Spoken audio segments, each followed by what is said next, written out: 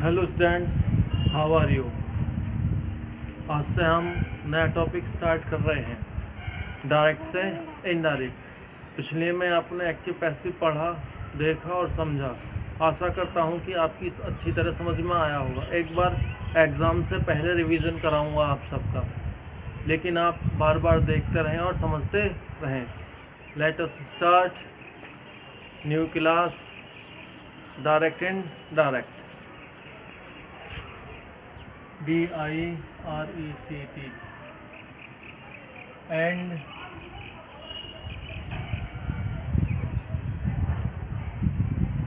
direct indirect speech,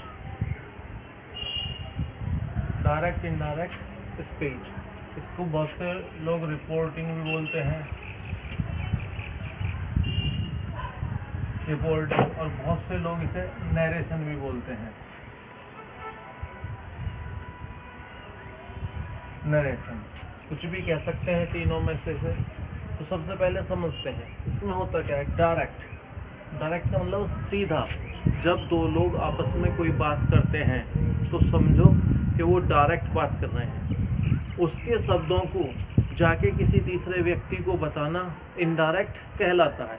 वक्ता के कहे हुए शब्दों को दूसरे व्यक्ति को बताना इनडायरेक्ट सेंटेंस कहलाता है।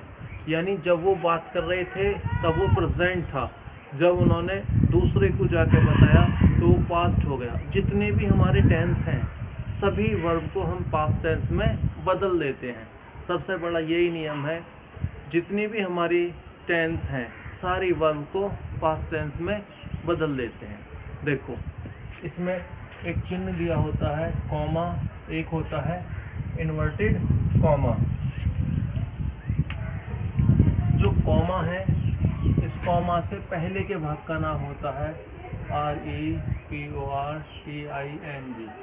Reporting verb. इसे बोलते हैं reported, REPORTED, reported speech, reported speech. Comma से पहला भाग रिपोर्टिंग वर्ब और इन्वर्टेड कॉमा के अंदर का भाग रिपोर्टेड स्पीच कहलाता है। रिपोर्टिंग वर्ब में एक सब्जेक्ट होता है, एक वर्ब होती है और एक ऑब्जेक्ट होता है। इसमें कोई भी सेंटेंस होता है, पूरा सेंटेंस दिया होता है। सेंटेंस आप जानते हो, सेंटेंस 5 प्रकार के होते हैं। Assertive sentence, interrogative sentence, imperative sentence, exclamatory sentence और ऑब्जेक्टिव सेंटेंस। सेंटेंस 5 प्रकार के होते हैं। तो पांचों सेंटेंस के डायरेक्ट से इनडायरेक्ट बनाने के नियम अलग होते हैं। तो सबसे पहले आपने देखा रिपोर्टिंग वर्ब, इन्वर्टेड कॉमा के पहले वाला भाग और इन्वर्टेड कॉमा के अंदर वाला भाग रिपोर्टेड स्पीच। डायरेक्ट से इनडायरेक्ट बनाने के लिए हमें 3 प्रकार के परिवर्तन करने होते हैं। नंबर 1, सबसे पहले हमें सीखना होता है चेंज इन वर्ब्स या टेंसेस।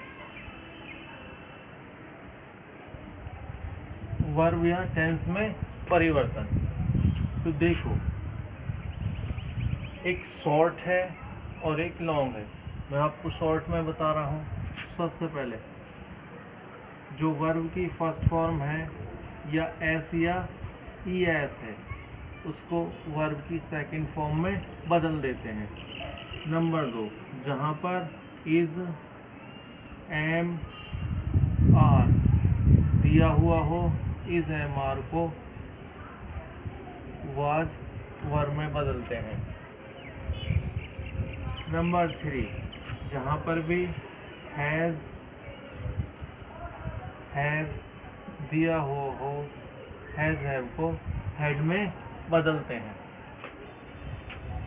4, जहाँ भी वर्ब की सेकंड फॉर्म दे रखी हो, सेकंड फॉर्म को हैड प्लस वर्ब की थर्ड फॉर्म में बदलते हैं।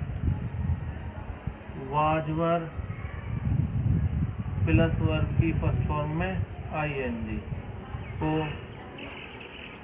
हैड बीन प्लस वर्ब की फर्स्ट फॉर्म में आईएनजी में बदलते हैं। अगर वाज वर किसी सेंटेंस में अकेले दिए हों, उनके साथ कोई मेन वर्ब नहीं दी होती, तो वाज वर्ब में कोई परिवर्तन नहीं होता है। अगर वाज वर्ब अकेले दिए हुए हों तो वाज वर्ब में कोई परिवर्तन नहीं होता। 5 विल या शैल। विल को वुड में, शैल को शुड में बदल देते हैं। विल का वुड, शैल का शुड। मॉडल्स, मॉडल्स होते हैं हमारे कैन को कुड में, मे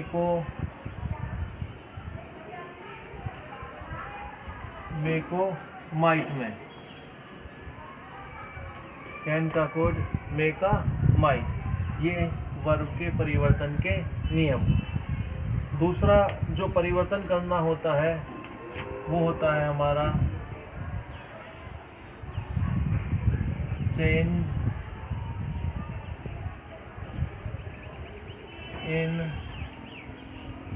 pronounce. Change in pronouns, personal pronoun, व्यक्तिवाचक जो सर्वनाम होते हैं उनमें परिवर्तन। व्यक्तिवाचक सर्वनाम की एक टेबल होती है। फर्स्ट पर्सन में 2 प्रोनाउन होते हैं, I, me, my, we, us, our. Second person में 2 होते हैं, एक यू होता है और एक दाऊ होता है, लेकिन हमारे सेंटेंसों में अधिकतर यू आता है, यू, योर। थर्ड पर्सन के pronoun he, she, it, she, her, it, its, they, them, their. Third person में दे प्लूरल का प्रोनाउन होता है। प्रोनाउन बदलने के लिए हमारे पास एक सूत्र होता है, SON अपॉन 1 2 3। एस का मतलब होता है सब्जेक्ट, एस का मतलब होता है सब्जेक्ट, ओ का मतलब होता है ऑब्जेक्ट, एन का मतलब होता है नो चेंज। एन का मतलब होता है नो चेंज। इसमें होते हैं आई और वी, इसमें होता है आपका यू, इसमें होता है ही, शी, इट और दे। ये टेबल हमारे बहुत अच्छी तरह से याद होनी चाहिए। First person, second person, third person, तीनों व्यक्तिवाचक सर्वनाम आ गए, तीनों पर्सनल प्रोनाउन आ गए। तीनों पर्सनल प्रोनाउन में इस सूत्र के अनुसार परिवर्तन करते हैं। एक दूसरी विधि दिखाता हूँ मैं आपको, जिससे आप अच्छी तरह समझ सकते हैं।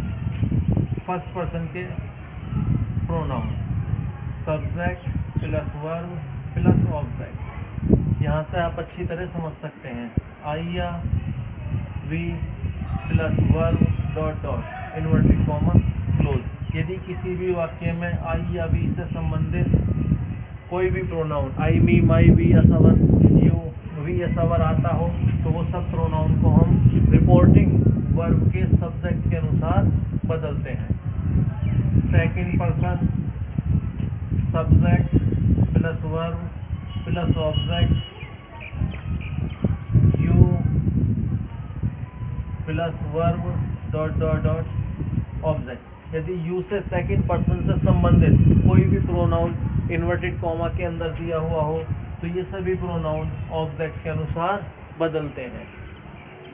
सेकंड पर्सन के प्रोनाउन को ऑब्जेक्ट के अनुसार बदलते हैं। यदि ऑब्जेक्ट नहीं दिया हुआ होता तो उसे हम, यदि फर्स्ट पर्सन और सेकंड पर्सन दिए हुए हैं तो इसके अनुसार इसको हम बदल सकते हैं। यदि किसी वाक्य में कभी कभी होता क्या है, ऑब्जेक्ट नहीं दिया होता, तो ऑब्जेक्ट बदलने के लिए हम यहाँ से देखते हैं, ये यदि यहाँ पे ये फर्स्ट पर्सन है और ये सेकंड है, तो हमारे पास बचा क्या, थर्ड पर्सन। हम इसे थर्ड पर्सन मान लेते हैं, तो फिर थर्ड पर्सन के अनुसार इसको हम बदल देते हैं। यदि यहाँ पर थर्ड दे रखा है और यहाँ पर सेकंड दे रखा है, तो हम इसको फर्स्ट के अनुसार बदल देते हैं। Third person subject plus verb plus object comma inverted comma, he, she, it, they plus verb dot dot यदि ये तीनों प्रोनाउन से संबंधित he, him, she, her, it, its, they, them, their, यदि ये रिपोर्टेड स्पीच इन्वर्टेड कॉमा के अंदर दिया हुआ हो तो इनमें कोई परिवर्तन नहीं होता, नो चेंज, इनमें कोई परिवर्तन नहीं होता। ये आपने दो प्रकार के महत्वपूर्ण परिवर्तन सीखे। पहला change in pronoun, change in words या टेंसेस। दूसरा सीखा चेंज इन प्रोनाउन। आप इसे याद कर लें और विशेषकर आप यहाँ से भी सीख सकते हैं, यहाँ पे भी सीख सकते हैं। जिस बच्चे ने ये वर्ब के नियम याद कर लिए और प्रोनाउन परिवर्तन के नियम याद कर लिए, वो बच्चा डायरेक्ट इनडायरेक्ट को बड़े आराम से कर सकता है। इसी के साथ नेक्स्ट वीडियो में मिलते हैं आपके लिए जिन वर्ब्स में परिवर्तन नहीं होते। कुछ ऐसे विषय हैं, कुछ ऐसी वर्ब हैं जिनमें हम परिवर्तन नहीं कर सकते। नेक्स्ट वीडियो में उसके साथ मिलते हैं। तीसरा परिवर्तन होता है नियरनेस। नियरनेस उसको आप सब जानते हो, पास वाले शब्दों को दूर वाले शब्दों में बदलना। दिस का दैट, दीज का दोज, हियर का देयर, नाउ का देन, टुडे का दैट डे, टू यस्टरडे का द प्रीवियस डे, टुमारो का द नेक्स्ट डे। इस तरीके से बदलने होते हैं। तो इसी के साथ आज की क्लास को यहीं समाप्त करते हैं और आपसे मैं कहता हूं कि आप मेरे चैनल को सब्सक्राइब करें और जय हिंद, जय भारत।